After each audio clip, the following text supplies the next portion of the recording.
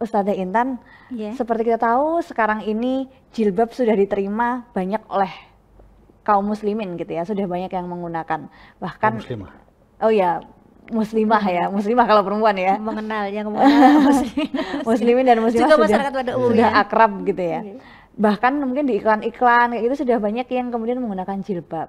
Nah, kalau mungkin dari pandangan Ustazah Intan sendiri, sebenarnya ini fenomena ini gejala apa sih? Apakah betul karena masyarakat memang sudah sadar tentang bagaimana makna di balik perintah menggunakan jilbab, atau malah ini sebenarnya hanya sekedar mode saja atau tren saja begitu? Bagaimana Ustazah Intan? Ya, terima kasih.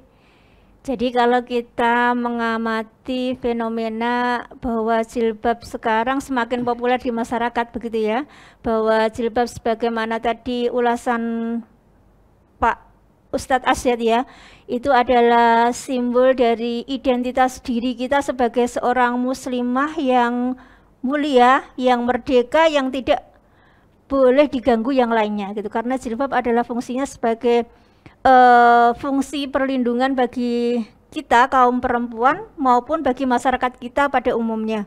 Nah, kalau kita melihat fenomena bahwa jilbab ini sudah sangat dikenal, semakin populer pada saat sekarang, saya melihat kalau di perkembangannya ya mungkin ada masa-masa tertentu ketika jilbab itu belum begitu populer dan termasuk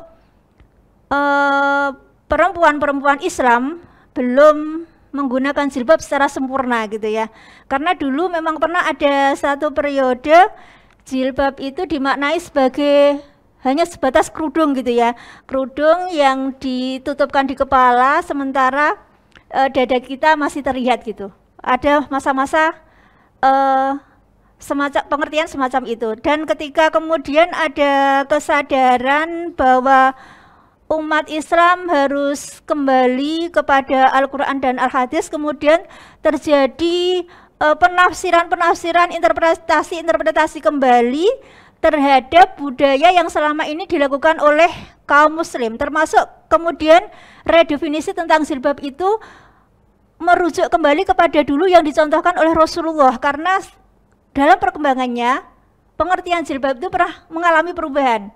Nah, semangat kembali untuk memahami Islam ini membuat kemudian sebagian masyarakat yang pada awalnya hanya kecil gitu ya, untuk kembali memakai jilbab secara Islami gitu ya, benar-benar sebagaimana mereka berusaha mengamalkan pesan Allah di dalam surat Al-Ahzab ayat 59 dan juga surat Al-A'raf ayat 26 gitu ya.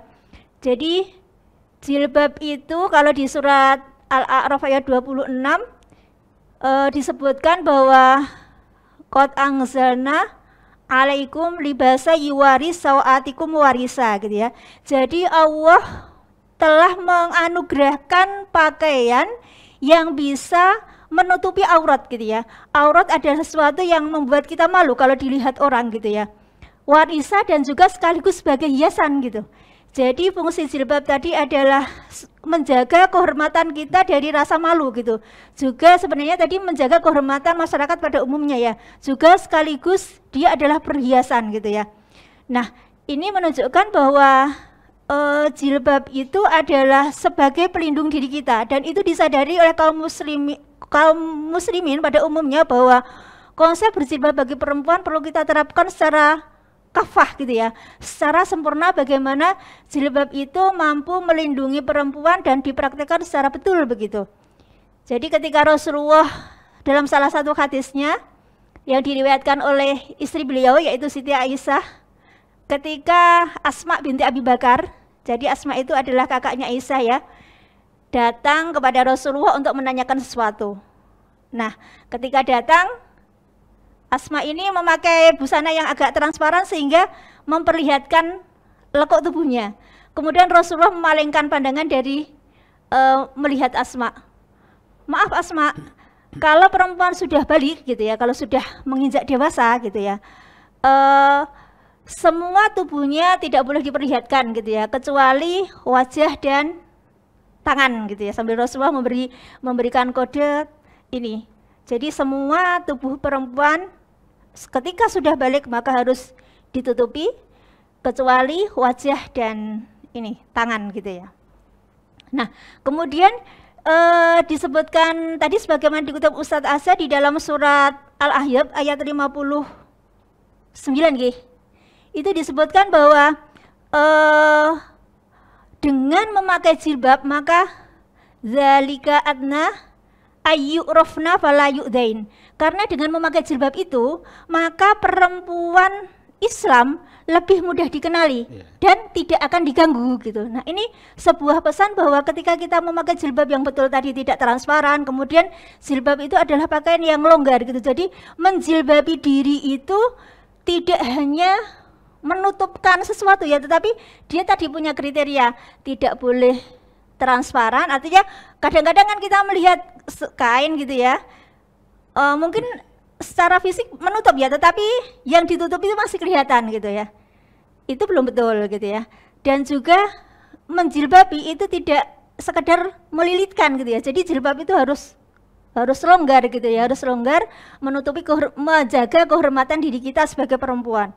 Nah, pemahaman semacam ini memang kemudian bergulir dan itu berusaha dipraktekkan oleh waktu itu sebagian umat Islam. Tapi kemudian ketika banyak masyarakat kita memakai jilbab dan melihat kok memakai jilbab ternyata makin cantik ya, makin indah. Tadi kan disebutkan di Al-A'raf ayat 26 bahwa itu juga sebagai warisya gitu ya, sebagai hiasan gitu ya. Sehingga kemudian membuat masyarakat yang melihat, menyaksikan bahwa dengan berjilbab perempuan semakin indah dilihat gitu, semakin kelihatan sopan, semakin kelihatan terhormat gitu ya. Ini membuat daya tarik tersendiri.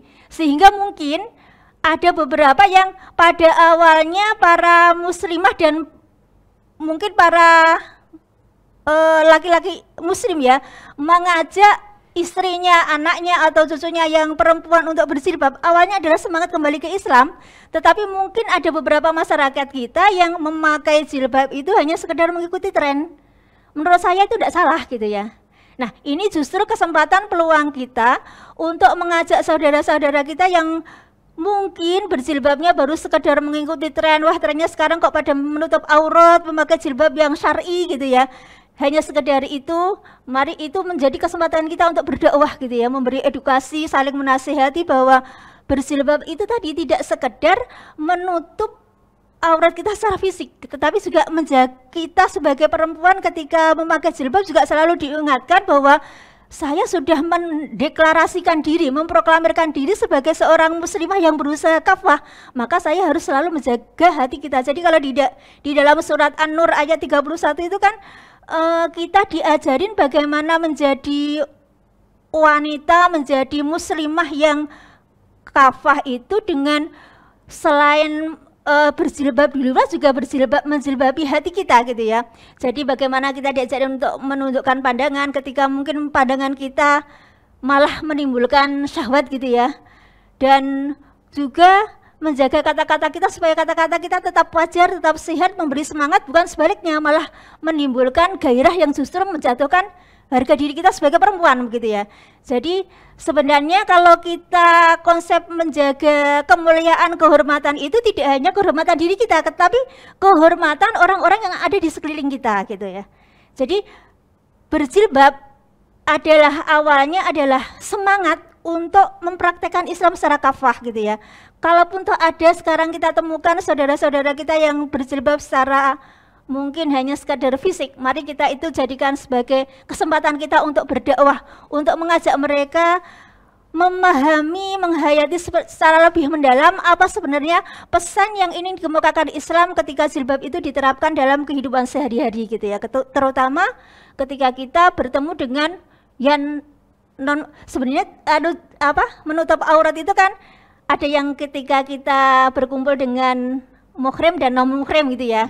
Nah, ada batasan-batasan tersendiri kita. Tapi ketika kita memahami jilbab yang diartikan sebagai menutup kepala gitu ya, sering ketika itu kita hadapkan dengan etika pergaulan kita ketika kita bergaul dengan yang non muhrim gitu. Ya. Baik, artinya ini tidak salah ya Bu Intan ya? Menurut saya tidak salah ya. Untuk semua hal pasti punya potensi yang menyimpang. Ya, jadi ide dasarnya sudah benar. Nah, tinggal bagaimana kemudian jangan sampai ada proses penyimpangan-penyimpangan. Karena setiap hal itu selalu ada orang-orang yang mencoba untuk menyimpangkan untuk mengambil keuntungan pribadi gitu. Misalnya tadi ya, jadi ini dalam konteks tertentu sebagai sebuah bagian dari moralitas, akhlak gitu ya. Nah, tetapi memang ada nilai hiasannya ya sebagai apa? Sebagai bagian dari perhiasan untuk mempercantik diri gitu ya. Nah, kalau itu dieksploitasi lagi, maka perempuan kemudian, wah kalau kamu pakai jilbab, maka kamu akan cantik. Maka kemudian akan jilbabnya akan berkembang sedemikian rupa. Kemudian jilbabnya tidak hanya jilbab yang murah juga, mahal, sehingga kemudian gaya berjilbab pun menjadi gaya hidup yang eksploitatif juga. Artinya ketika konsepsi itu dipahami, maka nilai dasarnya juga harus dipraktekkan bahwa tidak boleh ada proses eksploitasi itu. Baik, ini berarti kaitannya juga dengan kesadaran kita ketika menggunakan jilbab ya, tidak hanya sebagai mode tapi sebagai nilai seperti itu.